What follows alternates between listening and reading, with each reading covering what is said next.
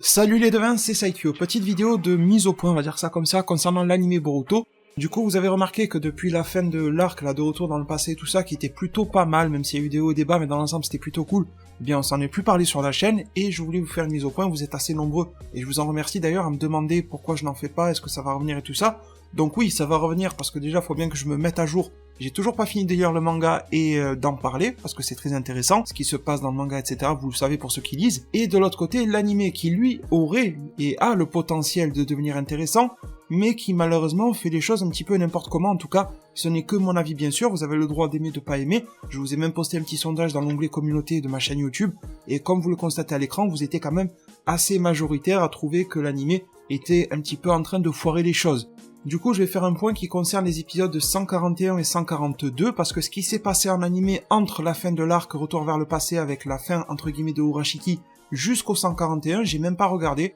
parce que tout simplement j'en ai marre en fait. Pour moi, c'est un cycle infini d'épisodes qui, à mes yeux, ne servent à pas grand chose. C'est vrai qu'il y a certains épisodes dans le passé qui étaient là par rapport à certains romans. On peut s'amuser à justifier que l'auteur a dit ça à droite à gauche, comme quoi ça pouvait devenir canon, ou que, à la fin de chaque arc qui a l'air filler, on va rajouter une petite mention dans le manga pour faire croire que c'est canon. Bon, pour moi tout ça c'est que de la cosmétique et des artifices, ça m'intéresse pas. Même quitte à ce que ça soit pur filler, sans qu'ils aient à le justifier dans le manga, autant faire des histoires qui fassent réellement avancer les choses. Mais là j'ai vraiment l'impression que dans cet anime-là, on est en train de tourner en rond, et c'est vraiment dommage, parce que ce qu'était Naruto Shippuden et ce que ça devient dans Boruto, c'est vraiment désagréable à voir comme ça, en tout cas pour l'anime, parce que le manga réussit quand même plutôt bien les choses, et ça faut l'avouer aussi. Alors concernant les épisodes 141 et 142, vous le savez, vous avez peut-être suivi mes vidéos, j'ai été le premier à vous annoncer qu'il y avait des révélations qui avaient été faites, les annonces officielles, comme quoi l'arc des bandits de Mujina allait être adapté. Qui dit ça dit forcément Kara. D'ailleurs, je vous avais fait aussi sur ma page Twitter un petit compte rendu du côté du panel Boruto à la Jump Festa, et il était ressorti l'annonce de par l'auteur du manga lui-même Boruto, une annonce publique dans laquelle il disait « J'espère, donc pour nous tous, le public, les fans de Naruto et de Boruto, que nous allons apprécier le fait que l'anime et le manga vont se réunir », et il avait bien insisté sur le fait que l'arc Bandit de Mujina plus Kara allait arriver dans l'anime. Donc en fait, il y avait vraiment la double hype, en tout cas pour moi, de voir cet élément de Mujina, qui je trouve dans le manga est plutôt sympa, sans être extraordinaire, mais ça reste quand même une belle histoire à lire, et j'étais vraiment impatient de l'avoir en animé,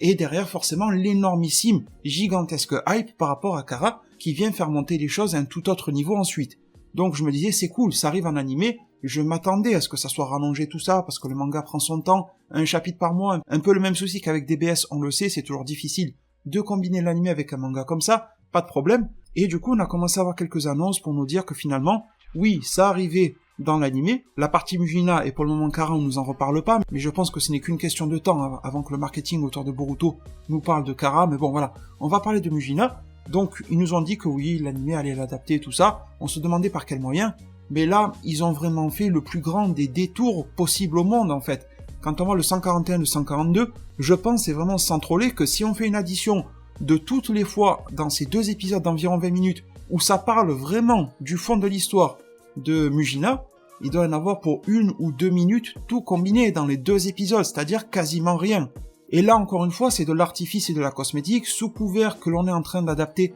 l'arc bandit de Mujina, on nous refourgue des choses qui sortent de je ne sais même pas où. On nous reprend l'élément de la Blood Prison pour le rendre entre gros guillemets canon à l'animé, mais si vous avez vu ma vidéo sur ce que ça veut dire canon, vous savez que je suis pas du tout d'accord avec ces termes-là, de canon à l'animé, canon au manga, ça veut rien dire parce que sinon, au final, tout est canon à quelque chose, donc le mot ne sert plus à rien. Mais vous m'avez compris dans l'idée, soi-disant, ça s'intègre à la chronologie de l'animé par rapport au film Naruto Shippuden Blood Prison, la prison de sang, on va le réintégrer là, un peu comme la réécriture de Broly qui a été faite avec DBS Broly. Pourquoi pas, s'ils ont envie de reprendre un élément, moi vous le savez, ça ne m'a jamais dérangé, au contraire ça peut même nourrir l'univers et tout ça. Mais là vraiment, quel putain de détour on est en train de faire avec ça, et j'ai vraiment l'impression que soi-disant je regarde un arc qui raconte une histoire qui a été développée dans le manga, qui fait vraiment, là il n'y a aucun doute dessus, partie de la chronologie de l'œuvre Boruto, mais au final c'est pas ça qu'on me sert. Surtout qu'à la limite je pourrais passer l'éponge si à l'intérieur de ces épisodes-là ce qui était raconté était intéressant, mais il y a rien qui m'intéresse.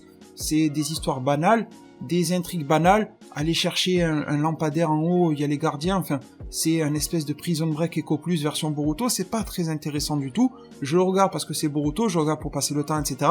mais franchement, il y a rien d'intéressant là-dedans. Alors attention, je pose quand même une sorte de parenthèse ou de réserve dans le sens où, dès le prochain épisode, je pense qu'il y a matière à connecter beaucoup plus ces éléments-là de la prison de sang avec Mujina, et là, ça pourrait devenir vraiment cool, parce qu'en soi, moi, j'ai rien contre le fait que l'animé réadapte autrement, réadapte avec beaucoup de différences, et nous emmène dans un tout autre univers que celui qui est prévu de base avec les bandits de Mujina. Ils peuvent tout réécrire, même ils peuvent rebooter l'arc s'ils ont envie, du moment où ça se passe plus ou moins pareil, mais là on n'est pas du tout dans le reboot, on est dans le n'importe quoi par rapport à l'arc original. Donc j'attends qu'il y ait un vrai lien de connexion qui se fasse pour vraiment faire les petites reviews hebdomadaires, en parler, faire pourquoi pas une ou deux théories, vu que ça se passe différemment du manga, ça aussi c'est intéressant. On l'a vu avec Dragon Ball Super, quand l'animé fait le même arc mais qu'il le fait différemment du manga, tu peux t'amuser à théoriser des deux côtés, donc normalement c'est très intéressant quand ça se passe comme ça, mais là, pour le moment, ça ne l'est pas. Après, vous avez quand même été certains à me laisser des commentaires sous le fameux sondage, à me dire, moi j'aime beaucoup la version animée, je trouve que ça, on découvre un petit peu plus l'univers, tant mieux, vraiment tant mieux pour vous, je suis content pour vous, mais moi je n'arrive pas à accrocher, j'ai l'impression qu'on me resserre du déjà servi, et que Boruto mériterait et pourrait avoir vraiment largement mieux. Autre chose aussi, et qui m'a fait bizarre, c'est que j'ai lu l'info, j'ai pas été la confirmer, donc gardez quelques petites pincettes, mais ça m'a l'air assez sérieux, comme quoi l'arc de bandit de Mujina, comme il a été marketé, comme il nous a été montré par cette image-là, qui est quand même le key visuel de l'arc, où l'on voit bien, pour ceux qui ont lu le manga, que ça correspond au bandit de Mujina. L'arc de Mujina, qui se terminera le 5 avril 2020, contient alors 11 épisodes, donc là on en a vu 2 sur 11, théoriquement, et à l'intérieur de ces 11, il y en a 7 qui sont sur les événements de la prison Ozuki, et 4 épisodes sur les événements du manga. À partir de là, est-ce que vous trouvez pas qu'il y a un problème de déséquilibre, dans le sens où on te dit, regarde, il y a 11 épisodes pour l'arc des bandits de Mujina, mais en fait, on va vite fait t'en parler pendant les 7 premiers, mais sans plus, et la vraie histoire que tu as dans le manga, que tu pensais voir être adaptée durant tout l'arc, durant toute la période animée, eh bien en fait, ça va être que dans les 4 derniers. Est-ce que vous voyez qu'il y a un problème quelque part où il y a que moi qui vois ça? Parce que je trouve ça vraiment abusé en fait. À la limite, ça devrait être plutôt l'inverse.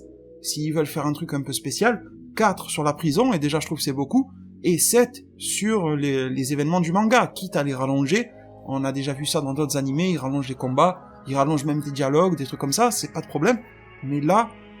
justement, il y a un problème, mais il est pas là où on aurait pu le penser. C'est vraiment dommage. Donc, avant d'enterrer le truc, je fais comme d'habitude, j'attendrai de voir pour pouvoir juger, pour pouvoir me prononcer. Je pense que vous avez compris, à force de voir mes reviews sur Dragon Ball Super, Boruto ou autre, j'attends que l'histoire et l'arc soient vraiment terminés, pour pouvoir me dire, ah c'était bien ou ah c'était de la merde. Mais là, c'est parti pour être de la merde, vous voyez ce que je veux dire? Mais je note aussi le fait qu'il y a un petit potentiel à connecter ces fameux 7 épisodes dans les 11 aux 4 derniers pour qu'ils donnent un tout cohérent. En tout cas, c'est ce que j'espère de tout cœur, parce que là, ça part d'un très mauvais pied. Les adversaires qui sont mis, enfin, les ennemis, on va dire ça comme ça, qui sont mis dans l'arc pour le moment, ne sont pas intéressants. Les personnages secondaires, j'ai même pas retenu leur nom en fait, tellement ils sont peu intéressants. Il y a l'autre avec les cheveux rouges, enfin les 3 suspects là. Par rapport au fait d'avoir poignardé un autre, il y a celui qui s'est fait poignarder, je vois pas en quoi est-ce qu'il est intéressant. Le gardien de prison, il est cliché qu'il en peut plus. Le gérant là, le patron de la prison, pareil, tout est très cliché, tout est très déjà fait et plus réellement à faire. Donc je le regarde, mais vous me connaissez, j'aime pas faire des reviews juste pour dire que j'aime pas un truc, pour dire que c'est de la merde, etc. Donc là je le fais parce que c'est une vidéo mise au point et non une vidéo review. Mais chaque semaine, faire une vidéo sur un animé ou un manga ou autre pour vous dire que j'ai pas aimé, si c'est à ce compte-là, je préfère arrêter, je préfère être honnête avec moi et avec vous. Le but de faire des vidéos YouTube et tout ça, c'est de partager quelque chose autour d'une passion, mais si tu es déçu par cet élément à l'intérieur de ta passion, je vois pas l'intérêt d'en parler,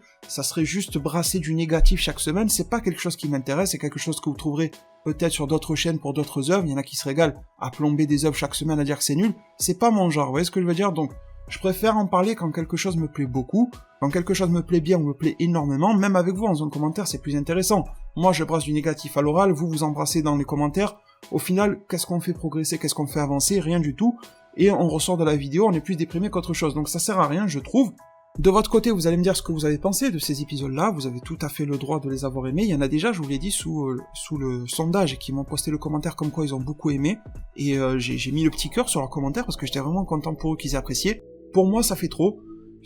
il y a toujours des arguments pour justifier ci, pour justifier ça, mais pour le moment, à mes yeux, ça fait trop. Vous me direz en zone commentaire, je vous préviendrai bien évidemment, dès que ça commence à rentrer dans le vif du sujet par rapport à l'animé, il se peut que ça soit avant les fameux 4 derniers dont je vous ai parlé, peut-être que dès le prochain, dans 2 épisodes ou autre, ils vont commencer à bien connecter les choses avec les bandits de Mujina. Moi, je verrais bien que dans cette prison-là, il y a des sbires ou autres de ces fameux Mujina bandits qui sont connectés, qui sont peut-être des gardes de la prison, qui sont peut-être des prisonniers, qui sont peut-être connectés, qui a un lien de pouvoir avec le chef des surveillants, là, que je dis, il est super cliché. Il faudrait qu'il y ait vraiment un pont de connexion qui se fasse au niveau du scénario, parce que si les deux histoires sont totalement séparées, qu'il y a zéro lien, je vois pas en quoi est-ce que ça fait un arc. Ça fait 2 arcs, un arc de 7 épisodes et un arc de 4. Pourquoi l'avoir appelé Mujina Bandit? Je ne sais pas. Du coup les devins, je vous remercie tous infiniment pour tout votre soutien, on se parlera dans d'autres vidéos de manière bien évidemment bien plus joyeuse, on va se retrouver prochainement pour un live pour la suite des histoires de DBZ Kakarot,